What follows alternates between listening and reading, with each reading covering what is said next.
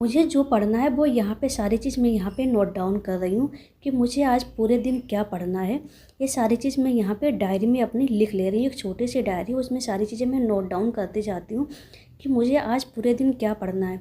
उससे क्या होता है कि ये रहता है माइंड कि मुझे आज ये कंप्लीट करना है। माइंड मेरे ये रहता है कि मुझे आज कंप्लीट करना है।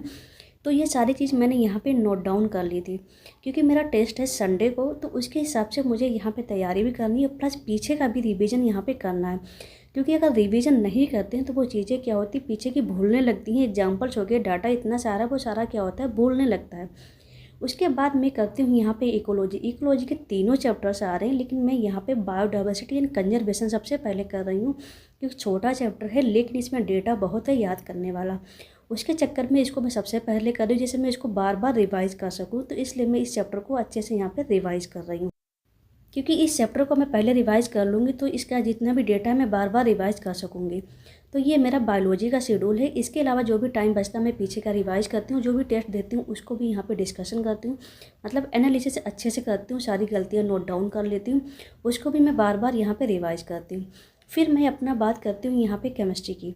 केमिस्ट्री में मेरी ऑर्गेनिक केमिस्ट्री के जो नाइट्रोजन कंटेनिंग कंपाउंड है वो आ रहा है, बायोमॉलिक्यूल आ रहा है और प्रैक्टिकल केमिस्ट्री आ रहा है। मतलब 3 चैप्टर्स आ रहे हैं, काफ़ी बड़े चैप्टर हैं। तो इसलिए मैंने सोचा 3-4 दिन पहले से, क्योंकि संडे को टेस्ट है, अगर पहले से नहीं करेंगे तो क्वेश्चंस भी नहीं हो पाएंगे।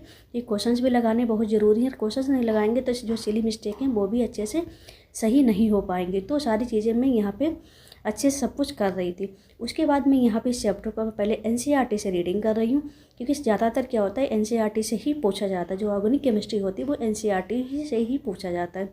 ऑर्गेनिक हो गया और इनऑर्गेनिक हो गया, वो क्या होता है मैक्सिमम एनसीईआरटी से ही पूछा जाता है। तो इसलिए एनसीईआरटी की लाइन टू लाइन अच्छे से केमिस्ट्री की मैं यहाँ पे नेमिंग जो है वो मैं कॉपी में अच्छे से लिख के देख रही थी, क्योंकि कॉपी का जो नेमिंग रहता है वो भी मैं बार बार यहाँ पे रिवाइज़ करने के लिए लिख लेती हूँ कॉपी में। तो ये जितना भी क्वेश्चन थे मैं यहाँ पे सारे कॉपी में नोट डाउन कर रही थी, लिख रही थी, प्रैक्टिस कर रही थी।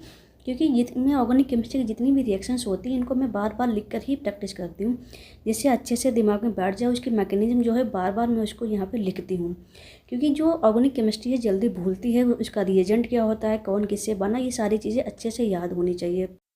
तो ऐसे मेरा यहाँ पे जो नाइट्रोजन कंटेनिंग कंपाउंड है मैं इस चैप्टर को 2 घंटे में यहाँ पे कंप्लीट कर लेती हूँ।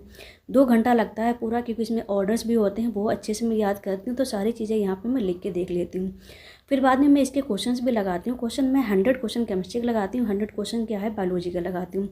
और जो फिजिक्स है, फिजिक्स के सिर्फ मैं 20 से या 50 क्वेश्चन लगाती हूँ, क्योंकि काफ़ी उसमें अभी मेरा बैकलॉग भी बाकी है। तो फिजिक्स का भी मेरा सिलेबस भी पूरा कंप्लीट नहीं हुआ, तो इसलिए मैं उसको धीरे धीरे साथ में लेके चल रही हूँ, सॉल्व करते चल रही हूँ। तो अगर मेरा वीडियो अच्छा लगे तो लाइक एंड शेयर और चैनल को सब्सक्राइब करिएगा। And bye bye.